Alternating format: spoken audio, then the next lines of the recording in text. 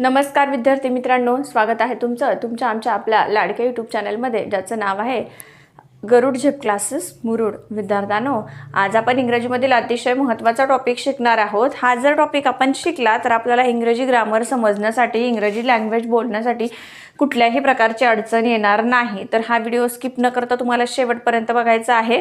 तत्पूर्वी जर चॅनलवर तुम्ही नवीन असाल तर चॅनलला सबस्क्राईब करायला विसरू नका आणि विद्यार्थ्यांनो, सोबत असलेल्या बेल आयकॉनवर क्लिक करायला विसरू नका, जेणेकरून तुम्हाला आपल्या या व्हिडिओचे सर्व नोटिफिकेशन सगळ्यात आधी मिळत राहतील.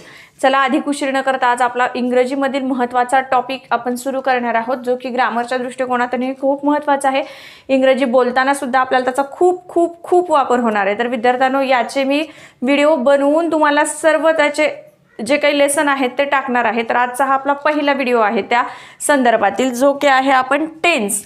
आता टेन्स म्हणजे काय, तर टेन्स म्हणजे काय विद्यार्थ्यांनो, आपण आपली दररोजची दैनंदिन जीवनातील जी भाषा आहे, आपली जी लँग्वेज आहे, मराठी लँग्वेज बोलत असताना सुद्धा आपण या काळाचा उपयोग करत असतो.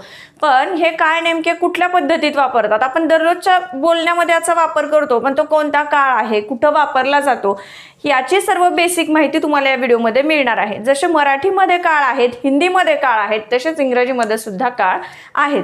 तर बघा, काळाचे जे मुख्य प्रकार आहेत ते आहेत काइंड्स ऑफ टेन्सेस. म्हणजे काय काळाचे प्रकार? तर काळाचे मुख्य प्रकार 3 आहेत विद्यार्थ्यांनो.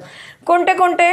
तर बघा, पहिला जो आहे तो आहे प्रेझेंट टेन्स. प्रेझेंट टेन्स म्हणजे काय, तर वर्तमान काळ. आता वर्तमान काळ म्हणजे काय बघा विद्यार्थ्यांनो, जी क्रिया चालू आहे, चालू असलेल्या क्रियेला काय म्हटलं जातं? वर्तमान काळ म्हटलं जातो. आपला प्रेझेंट आहे, मी तुमच्या समोर बोलतेय, तुम्ही माझं ऐकताय, हा आपला प्रेझेंट आहे.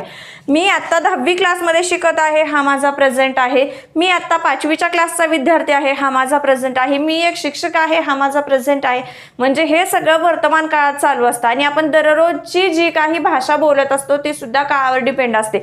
तर चालू असलेला जो काळ आहे, चालू काळाला काय म्हटलं जातं? वर्तमान काळ असं म्हटलं जातं. आता दुसरा जो काळ आहे विद्यार्थ्यांनो, तो आहे पास्ट टेन्स. पास्ट टेन्स म्हणजे काय, तर भूतकाळ. आता भूतकाळ म्हणजे काय, तर आपण भूतकाळाबद्दल सांगू शकतो. भूतकाळ म्हणजे कोणता? होऊन गेलेला काळ, पास्ट, आपलं पास्ट. आता काय असेल आपलं पास्ट? मी फर्स्ट क्लासमध्ये होते, मी मी कसबे दडवळेच्या शाळेत होते, माझ्या शाळेचं नाव जय हिंद विद्यालय आहे. होतं कारण तो माझा पास्ट आहे. मी तडवळ्याच्या शाळेतील कन्या शाळेमध्ये शिकले, हे माझं पास्ट टेन्स झालं. मी पास्ट बद्दल कॉन्फिडन्सली सांगू शकते, कारण माझा पास्ट मी अनुभवलेला आहे. माझ्या पास्टमध्ये खूप गोड आठवणी आहेत, त्या मी तुम्हाला सांगू शकते. तुमच्या पास्टमध्ये सुद्धा खूप छान शैक्षणिकदृष्ट्या काही आठवणी असतील, काही गमती जमती असतील, तुम्ही त्या सांगू शकतात, कॉन्फिडन्सली सांगू शकतात, कारण तो आपला पास्ट आहे. आपण तो अनुभवलेला काळ असतो आणि ते आपल्या बाबत घडलेलं असतं सगळं. ठीक आहे, हा आपला पास्ट आहे. आणि आता जे काही चालू आहे ते आहे आपला प्रेझेंट. ठीक आहे विद्यार्थ्यांनो, तर मी शाळेबद्दल तुम्हाला जी माहिती सांगितली तर ती माझा पास्ट होता, म्हणजे माझा भूतकाळ होता, आणि मी भूतकाळाबद्दल तुम्हाला सर्व काही सांगू शकते. आता तिसरा जो काळ आहे तो आहे फ्युचर टेन्स. फ्युचर म्हणजे काय, तर भविष्यकाळ. विद्यार्थ्यांनो, याच्याबद्दल कोणीही काहीही सांगू शकत नाही, आणि जे काही सांगितलं जातं त्याच्यामध्ये फक्त आणि फक्त अंदाज लावला जातो. आता कोणाचं फ्युचर काय आहे किंवा एका तासानंतर काय घडणार आहे या गोष्टी आपल्याला माहिती असतात का? बेसिकली नसतात माहिती. आपण प्रेझेंट बद्दल कॉन्फिडन्सली सांगू शकतो, हा माझा वर्तमान काळ आहे, मी या काळामध्ये मी खूप हॅपी आहे, माझं खूप मस्त चालू आहे, मी आनंदात आहे, हा माझा वर्तमान काळ आहे. मी खूप छान आठवणी जपलेल्या आहेत, माझी शाळा खूप सुंदर होती, माझे शिक्षक शिक्षिका खूप सुंदर होते, माझे जे काही बेस्ट फ्रेंड्स होते ते सुद्धा खूप छान होते, आमच्या मुलींचा स्टाफ होता तो खूप सुंदर होता, माझी कन्या शाळा खूप छान होती, तिथल्या काही गोड आठवणी, सांस्कृतिक कार्यक्रम सगळ्यांबद्दल सुद्धा मी कॉन्फिडन्सली सांगू शकते. पण माझं फ्युचर काय असेल हे मी तुम्हाला सांगू शकत नाही.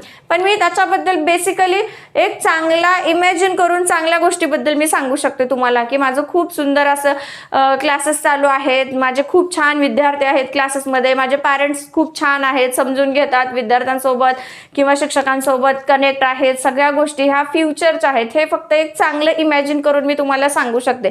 कॉन्फिडन्सली आपण फ्युचरबद्दल काहीही सांगू शकत नाही, कारण ते अनुभवायचं असतं आणि कोणीही सांगू शकत नाही. तर हे बेसिक काळाचे 3 प्रकार आहेत, जसे की मराठीमध्ये आहेत काळ, तसेच इंग्रजीमध्ये सुद्धा आहेत. आणि या काळाचा उपयोग आपण आपल्या दैनंदिन जीवनातील भाषेमध्ये करत असतो. तुम्ही म्हणाल कसा? आता तर बघा विद्यार्थ्यांनो, आता काय, तुम्ही जर समजा एखाद्या कामावरून किंवा तुमचा होमवर्क कंप्लीट करत आहात, तुम्ही आईला म्हणताय की मी माझा होमवर्क कंप्लीट करते गाई, मी माझा होमवर्क कंप्लीट करत आहे, तर तुमची ती क्रिया चालू असणार आहे. म्हणून तो वर्तमान काळ, आज सकाळीच माझ्या टीचरनी मला हा होमवर्क दिला होता, तो तुमचा असेल भूतकाळ. दिलेला होता, सकाळी दिला होता, तो तुम्ही आत्ता कंप्लीट करताय. भूतकाळ होऊन गेलाय, तुम्ही वर्तमानात ते कंप्लीट करतायत आणि भविष्यात तो तुम्ही चेक करून घेणार आहात. कारण आज सकाळी दिला होता, आत्ता तुम्ही कंप्लीट करताय आणि उद्या तो तुम्ही पूर्ण चेक करून घेणार आहात. एकाच वाक्यामध्ये तिन्ही काळांचा अभ्यास मी तुम्हाला सांगितलेला आहे. आता हा झाला आपला लेसन फर्स्ट. विद्यार्थ्यांनो, हे झाले आपले मेन काइंड्स, टेन्सेसचे मेन काइंड्स झाले. आता या प्रत्येक काळाचे सब काइंड्स आहेत आणि एका काळाचे तब्बल 4 प्रकार पडतात. बघा, तर या प्रत्येक काळाचे 4 प्रकार पडतात, म्हणजे एकूण 12 काळ आपल्याला अभ्यासायचे आहेत. घाबरू नका, मी तुमच्यासाठी दुसरा व्हिडिओ अपलोड करणार आहे, त्याच्यामध्ये मी तुम्हाला सब काइंड्स ऑफ टेन्सेस सांगणार आहे. एका काळाचे 4 उपप्रकार आहेत ते मी तुम्हाला सांगणार आहे. तर तो व्हिडिओ सुद्धा तुम्ही नक्की बघा.